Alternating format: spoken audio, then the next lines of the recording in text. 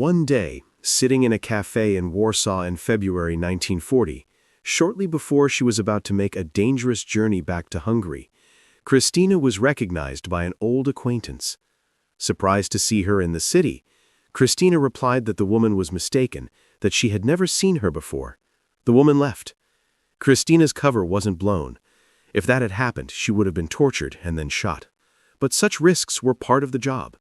Soon, Kristina wasn't just delivering information to the Polish rebels. She also sent contacts and information back to Britain, especially about new German weapons produced by Poles who were forced to work in German weapons factories. Then she was entrusted with the most important information. She was given a precious microfilm taken by the Poles, which depicted a massive concentration of German tanks and troops on the Russian border. It was the first proof that Germany is preparing to attack Russia in the framework of Operation Barbarossa, the brutal and decisive conflict of the war. At dawn, almost 200 Axis divisions, more than 2 million men, poured onto a 2,000-kilometer front, stretching from the White Sea to the Black Sea. Their goal is to destroy the Red Army. The information that Kristina smuggled to the Allies in London gave them vital advance knowledge of Nazi plans. That alone made her trips through the mountains worthwhile. She made this transition 6 times. Everywhere she went, there were roadblocks, and anyone without a pass was arrested. Half a dozen other couriers were caught and ended up in gas chambers. Kristina didn't just survive, she thrived.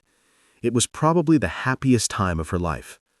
Over the next 2 years, Budapest became her base and home. In 1940, Hungary was still neutral, and the city where Kristina settled was a haven for thousands of Poles who could live openly, even if they participated in organizations opposed to the Nazis. It was a crazy, dangerous, exciting time for Kristina. Danger was an incentive. It made everything intense and gave her relationships intensity. Within minutes of meeting her, you could become her best friend. Christine Granville had many admirers, was very beautiful, and possessed, so to speak, unusual attractiveness. Everyone who met her wanted to get to know her better. She had a reputation that nothing about love was a secret to her. Since adolescence, Kristina has made it clear that she prefers male company to female. By the time she arrived in Budapest, she had been married twice. She was able to instantly find a common language with any man she liked, and she got used to collecting stray dogs, young men who idolized her. But one of the men who flocked to her was a little different, a little older and more charismatic. Andrew Korszewski was a fierce Polish patriot and former Polish army officer who lost his leg in a hunting accident. Kennedy is his pseudonym. He fell passionately in love with her in Budapest and was initially rejected, but gradually she thawed out. She soon realized that she had met the love of her life, and one thing led to another, and they became very close, spending most of the 42nd, 43rd, and early 44th years together. Andrew's disability meant that he could not travel to Poland. Instead, he organized an escape route for refugees and prisoners of war. Kristina joined in, and soon dozens of Polish officers were making their way west through their network, including trained pilots who were desperately needed by the Allies. She made it her job to smuggle people from Poland. No Secret Service had told her to do this, but she knew that the Polish army had suffered a catastrophic defeat, that many officers had survived, and that the army was being rebuilt elsewhere, so it was clearly her duty as a good Pole. She performed her duty so successfully that she and Andrew soon found themselves on the Gestapo's wanted list. Budapest was becoming as dangerous as Warsaw. As the war continued, Nazi control over Central Europe increased, even over countries like Hungary that were supposed to be independent. The Gestapo put pressure on the Hungarian authorities to crack down on any dissidents. Kristina has been arrested twice, the last time avoiding deportation to Germany and certain death by feigning illness and convincing a Hungarian doctor to say she was about to die. The Gestapo vowed revenge. They soon had their chance. At the end of 1940, Hungary renounced its official neutrality and joined the Nazis. Now people like Andrew and Kristina were fair game. It's time to leave.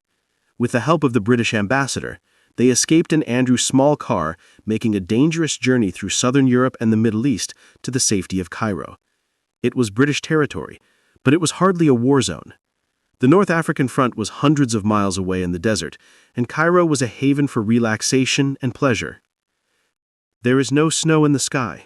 There is no rain underfoot. It is hot like in the middle of summer in England. But for children in the Middle East, Christmas is approaching, and for them it means something for their loved ones at home.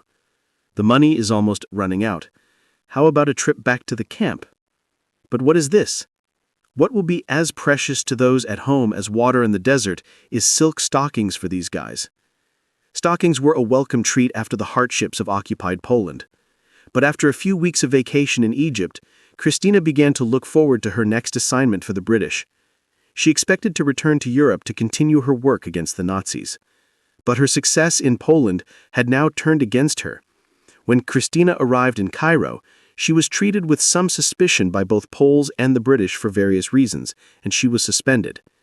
The Poles stuck to what they were told in London, that it was impossible to get all these people out of Poland without some degree of German collusion, and tried to stay at arm's length from her, warning any Secret Service that was thinking of hiring her, "Be careful with her, she probably has connections with the Germans." In Cairo, the few British intelligence officers who met Kristina believed in all this. But it was clear that her connections with Andrew had made her known to the Germans, and she was considered too high risk to return to Central Europe. She was paid a small pension and ignored.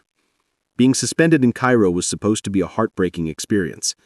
I mean, she was clearly a girl who lived on adrenaline, was a passionate patriot. Being stuck in Cairo when the war was long gone must have been an absolutely depressing and heartbreaking experience. And so it was. For 2 years, Kristina was given absolutely nothing to do. Cairo was pleasant for a while, but soon the glamour couldn't hide the emptiness that Kristina felt due to the inability to do anything for her country. She was saved by something completely unexpected. In the dead of night, in the arms of a dank London June of '52, a 37-year-old woman was returning to her modest hotel. Her heart was beating in anticipation of meeting her lover in continental Europe. She crossed the lobby, and that was the last thing she did in her life. In a matter of moments, she was dead, the victim of a brutal knife attack. But this murder was not an ordinary crime. The victim turned out to be Christine Granville, one of the greatest British spies of the Second World War. For 5 years, she fearlessly risked her life, supplying weapons to the resistance and obtaining vital information for the victory over Nazi Germany. Seductive, charismatic, and possessed of a sharp mind, she is said to have become the prototype of Vesper Lynd, the first Bond girl. Her skill and willingness to take risks made her an outstanding agent, but that's exactly what led to her death on the floor of a cheap hotel. Today's Warsaw Old Town only partially conveys the atmosphere of Poland in its heyday, in the 30s of the 20th century. Back then, the city was still celebrating its status as the new capital of a country that had gained independence only after the First World War. It was quickly becoming one of the trendiest cities in Europe, with its picturesque cobbled streets and multi-tiered houses where people gathered to enjoy life, socialize, eat, and have fun. Despite the devastating Second World War and decades of communist rule, the city seemed to have survived it all surprisingly well. However, upon closer inspection, it becomes clear that this is not the case. All these beautiful buildings are reconstructions. Even the statues are modern replicas. 60 years ago, this once attractive old town lay in ruins, razed to the ground by Nazi bombs, shells, and dynamite. It was completely destroyed, every house, church, and shop. But since the end of the war, everything has been so painstakingly and carefully restored that the new old town deceives most visitors. In 1980, it even became a World Heritage Site. This is a project that Christine Granville would approve of. All her life, she has demonstrated a talent for reincarnation. Kristina Skarbek, born in 1915, came from a wealthy family that had lived in Poland for centuries. Kristina was an extraordinary, audacious person. Her mother found her completely out of control. By the way, her mother, which is often overlooked, played a significant role given the risks that Kristina subsequently took. but it was the young girl who took after her father and admired him. He was an impoverished Polish aristocrat with a deep love for his country and its nature. Count Jerzy Skarbek taught his daughter to ski, hike, and ride as well as any man. And his death, when Kristina was only 15 years old, ignited in her a burning desire to live her life in a way that he approved. 10 years later, she got the chance. On September 1, 1939, Hitler invaded Poland, which became a key part of his strategy to create a new German empire. Despite heroic resistance, the Polish army was unable to resist the German panzer divisions. More than 60,000 Polish soldiers were killed and 400,000 captured. Poland's fate was sealed 2 weeks later when Soviet troops invaded from the east, and the country was divided between the Soviet Union and Nazi Germany. Poland has virtually disappeared. German administrators have made great efforts to eliminate any intellectual elite, doctors, lawyers, and so on. The Germans transported Poland's intellectual leaders to concentration camps in order to turn it into a kind of vassal state, a serf state, that they could simply exploit for agricultural purposes and to obtain raw materials. Poles who had money or influence, like Kristina, became part of a mass exodus of professional refugees fleeing from all over Eastern Europe. They were on their way to safety, first to France and then to England. But this was gloomy England, which they discovered in the autumn of 1939. The country had already declared war on Germany and was preparing for blackouts, bombings, and battles. Kristina is used to the dark and gloomy streets of London, especially around the heart of the British government in Whitehall. There she was introduced to British intelligence officials who wanted to meet with Poles who could be persuaded to spy for their country. It took a little convincing for Kristina. They considered her an ideal material for espionage. In her youth, she was passionate about horse riding, skiing, and so on, which in many ways provided ideal qualifications for working as an agent. She was very brave, a bit of an adventurer. She embodied many of the traits that recruiters were looking for: a passionate patriot, someone who spoke several languages, the ability to work alone, the ability to be very physically fit and fit enough to survive in potentially very harsh conditions. The recruitment of agents in war-torn Britain at the end of 1939 was uncoordinated and chaotic. Espionage was not a priority, as all attention was focused on the Strait and a possible German invasion. But anyone who wanted to try to sabotage the Nazis and had the slightest chance of success was encouraged, whether officially or through a back door. Kristina convinced one official that she knew what she was doing and was accepted, receiving the pseudonym of a journalist. No one really expected her to succeed. However, Kristina had other ideas. She decided to smuggle propaganda leaflets to Poland that could boost the morale of the resistance. All the obvious routes to Poland were blocked, except for the Tatras, which were so treacherous to cross that the Germans didn't even bother patrolling them. No one could get to Poland this way. No one except Kristina. She acted solely on her own initiative. She organized this all herself. No Secret Service ever heard of her, and when the secret police found out about it, they said it must be a conspiracy. She couldn't have done it without German cooperation, which was completely wrong. They weren't athletes themselves, and that was the key. Kristina was an athlete. She had skied in the mountains so many times in her youth that they were a second home to her. She soon found herself in Poland, and it was there that her career as a spy really began. It was very brave to return to Poland in 1940. She was a well-known person in the Warsaw community, and the Germans were quite ruthless in eliminating any resistance. It was very brave for her to come back because you didn't know who had survived, which contacts were safe, whether you'd be identified by people who were hostile. So it was a real leap into the unknown, and to do that was in itself a very brave thing to do. Kristina's life in the city was constantly at risk during the entire 5 weeks of her stay. The Germans were everywhere, the city was teeming with Gestapo, and it wasn't just the enemy she had to beware of. The Poland she knew was gone, and now it was a place of double agents and spies. Even those who were friends could be unreliable. In July 1940, while inspecting the ruins of occupied Europe, The newly appointed British Prime Minister, Winston Churchill, decided that a new initiative was needed to strike Germany where it hurts most, behind its own lines. Britain already had several spy organizations, but Churchill wanted more. All the raids, sabotage, assassinations, all the dirty tricks of the war were now supposed to be under the auspices of a new organization, the Directorate of Special Operations. The Office of Special Operations, or SOE, was a secret organization created at the beginning of World War II by the British. Churchill is said to have said that her task was to set Europe on fire. It was associated with the resistance forces in occupied Europe, and its purpose was to strike at the morale of the German troops.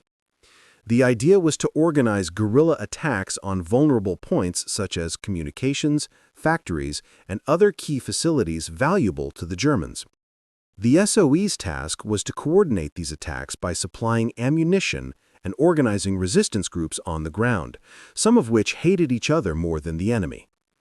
One of the important things that Churchill and the cabinet believed was that the SOE should not be part of the British intelligence community.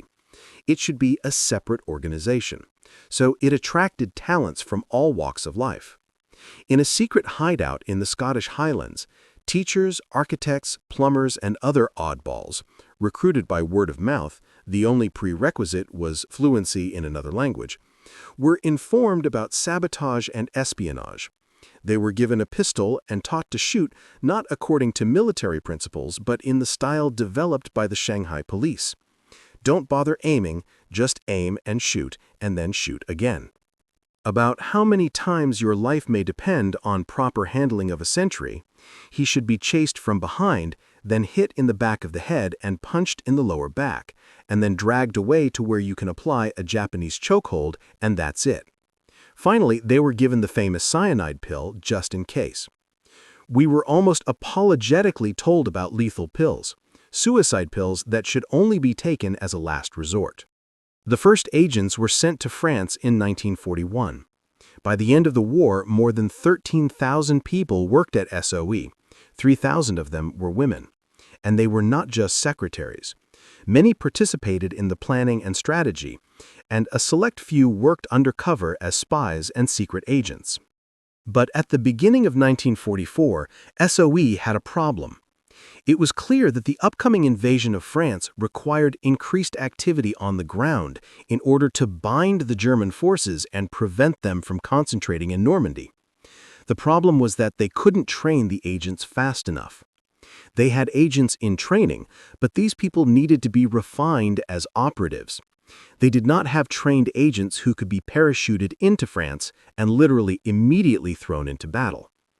But there was one highly skilled agent, fluent in several languages, who possessed the courage and resourcefulness to survive deep in enemy territory. And all she did was get bored in peaceful Cairo. At the beginning of 1944, SOE offered Christine Granville a job, but this time not in occupied Poland, but in a hidden corner of southern France, Vercart. It is a region of rugged terrain and high limestone plateaus. It is quite difficult to move around here now, but 70 years ago these roads were almost impassable. It is not surprising that they seemed insurmountable to the occupying Germans. Therefore, Vercart became one of the most famous strongholds of the French resistance, the Maquis, who used secret mountain trails, dense forests, and deep caves and ravines to come and go freely. This was ideal because the land approaches were narrow roads running through gorges and valleys. You could observe if German troops were approaching. You could potentially ambush them. There was an open area on the plateau itself where you could receive supplies of parachuted goods and so on. And in fact, Vercart himself created the Free Republic. The further north we moved, the stronger the German resistance became. But the FFI, French Internal Forces, were being organized on a larger scale than ever before, and French men and women were forming reconnaissance patrols and regular rifle companies from farms and towns, and it was very exciting. They are self-liberated. And the central figure of this liberation was the Englishman Francis Curt.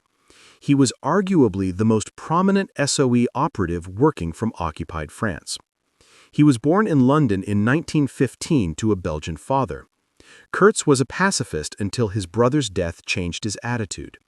He volunteered to fight, and his intelligence and fluency in French made him a prime candidate for the SOE, although his height, 195 centimeters, hardly made him an inconspicuous spy. The SOE had a real problem in the south of France. Many of its agents were caught or betrayed by collaborators. Most were tortured, and entire networks and circuits were compromised. The British knew that they needed something radical. We must assume that the entire organization they built has been uncovered and send a new organizer and an experienced operative as soon as possible to get the area up and running again. Kurtz was the man of choice. When he was parachuted into France in the fall of 1942, he quickly realized that it was too dangerous to rely on old contacts. He had to start over and build his own network that he could absolutely rely on. He had a very good rule for a chain leader: never sleep in the same bed for 2 nights. Be constantly on the move. And an even better rule: no one at all knew where he would sleep. He had 2 parallel chains, a combat chain and a sleeping chain. And the sleeping chain was a series of safe houses where he could sleep, knowing that no one would know where he was. From a security point of view, this is an excellent organization. I didn't know any other agent who tried to do this, but it's a very good system. He traveled all the time by public transport or by bicycle under the guise of a sick retired teacher, as he recalled in this interview a few years before his death in 1996. I got off the train at Avignon Station, and there was quite strict control, and they examined my documents for a long time. I coughed and stuttered, bit my lip, and spat blood onto the platform. My documents were returned very quickly, and I was sent on. I didn't say I had tuberculosis or anything like that. By the beginning of 1944, he had lasted much longer than most other SOE agents in France, and created his own network of several thousand French men and women involved in sabotage against the Germans. But he faced a serious setback. His Irish assistant was captured by the Germans. She subsequently died in the gas chambers. And Francis returned to his work, commanding all the resistance forces east of the road. But soon he will need Kristina's help again, this time to save his life. For 2 years, Kurtz traveled thousands of miles through the occupied south of France without hindrance, although there was a price on his head and he was stopped many times by the local police. His disguise held. Now his luck had run out. On August 13, 1944, just 2 days before the Allied invasion of southern France, he was traveling with 2 other British agents when he was stopped at a routine checkpoint and recognized by an observant policeman with a sharper eye than usual. He noticed that Kurtz was 195 centimeters tall, and remembered that there was a man on the wanted list who was 195 centimeters tall, and said, "You're under arrest," and took him to jail. 3 men were arrested and held in a small town. It seemed that they were in danger of being tortured, and they were undoubtedly going to be shot. But the news of their detention spread. When Kristina heard about this, she acted quickly. She came up with a plan that meant risking her life. She watched where Kurtz was being held by the Gestapo. Then she approached the officer and confessed that she was a British spy. But she said that she was the niece of the famous British General Montgomery, and if they did not release Kurtz and his colleagues, the Germans would be lynched when the Allied troops arrived. And that guy said, "I'll let him go for 3 million francs, plus a guarantee that I won't be persecuted." She said, "Great." They shook hands. She returned to her experienced operative, and the next day showed up with 3 million francs, which were parachuted to her from Algeria, where it was written, "She won't ask if she doesn't need it." This character trait worked. The prisoners were released. She saved Francis Kurtz from execution. He was going to be shot the next morning. He remained deeply grateful to Kristina for the rest of his life. This extraordinary action summed up Kristina's war, which combined exceptional courage with daring and sometimes reckless bravery in two completely separate and very different war zones, occupied Poland and Vichy-controlled France. She risked her life working for the Allies as a spy and saboteur. Compared to most other female agents who were often caught quickly, Kristina avoided capture and never compromised other agents in the field. 5 years of successful resistance to the Nazis deep behind their lines earned her the St. George Medal and the Military Cross. The war ended, and Kristina, like many SOE agents, ended up in London, which was celebrating the victory. But the celebration did not last long as the country faced the devastation brought by the war. Soon, Kristina was left without a job, as the SOE was disbanded.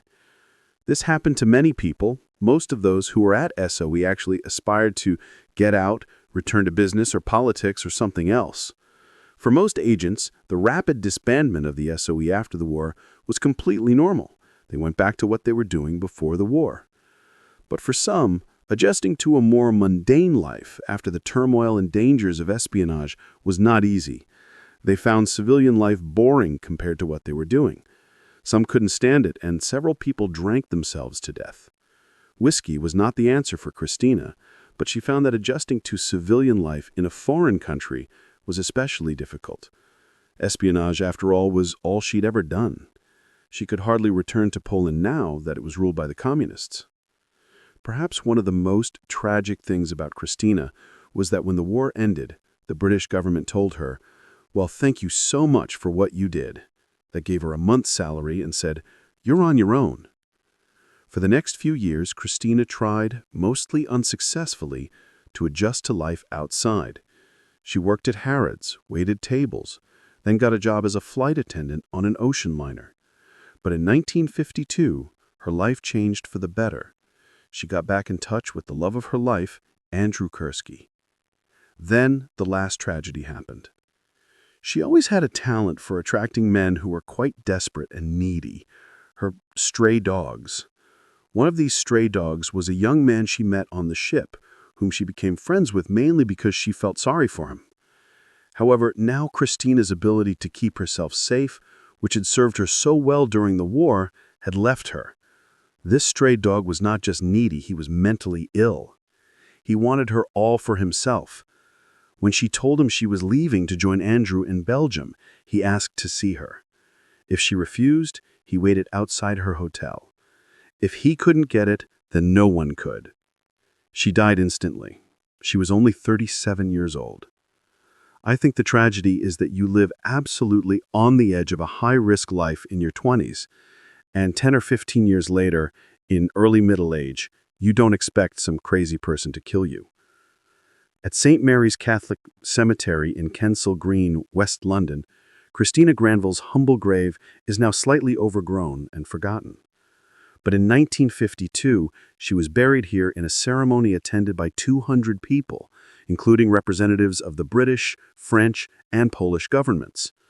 There were also two men who meant the most to her in life: Francis Kurtz, whose life she had saved, and Andrew Kursky, the only man she truly loved. Andrew never recovered from Kristina's death. When he died, his ashes were placed here, in her grave.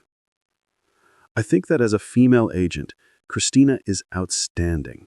She's incredibly brave. But I still feel that at the end of her career, the government treated her very, very badly.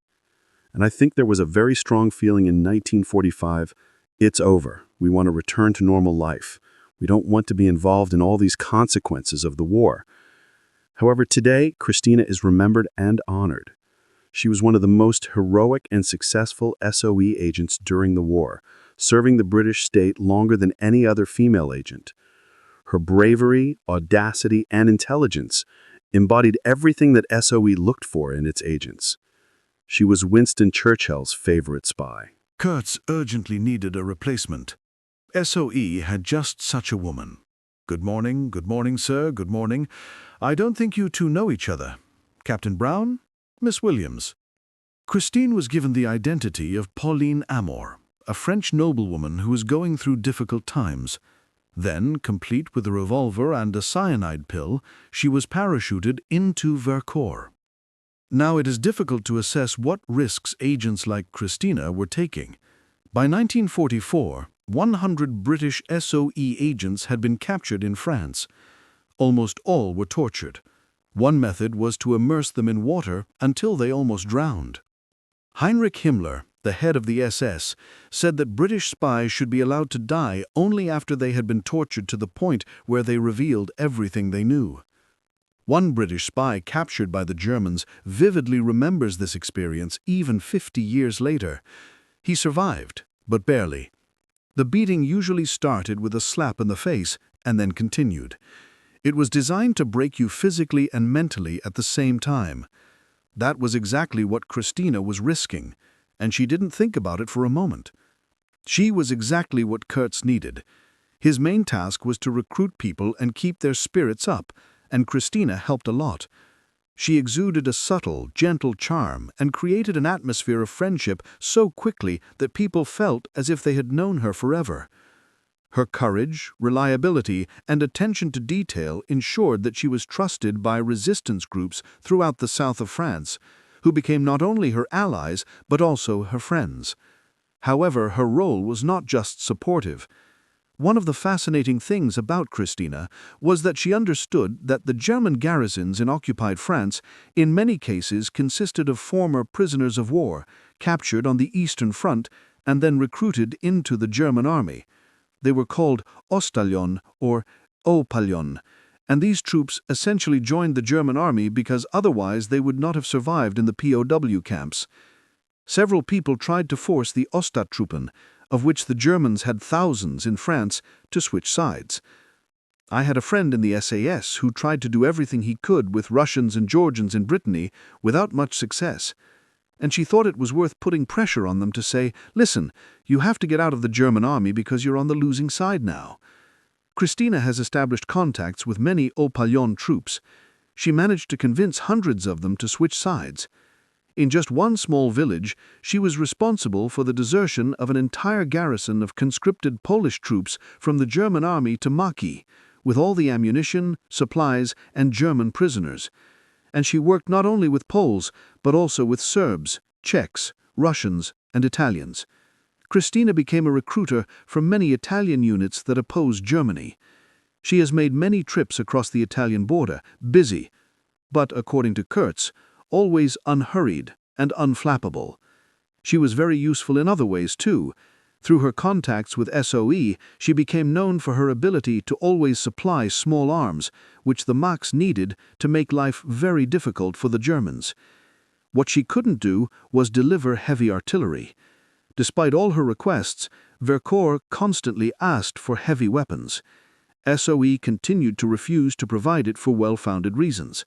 You can handle heavy weapons, for example the SAS parachuted 6-pound anti-tank guns, without any problems. What you can't handle is the supply of ammunition.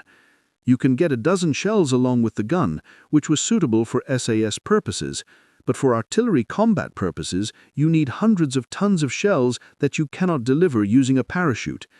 Therefore it was the SOE and OSS rule, nothing heavier than a bazooka. It was harsh, but necessary. This has never been understood on Earth. It certainly wasn't. The poppies kept asking for heavy artillery.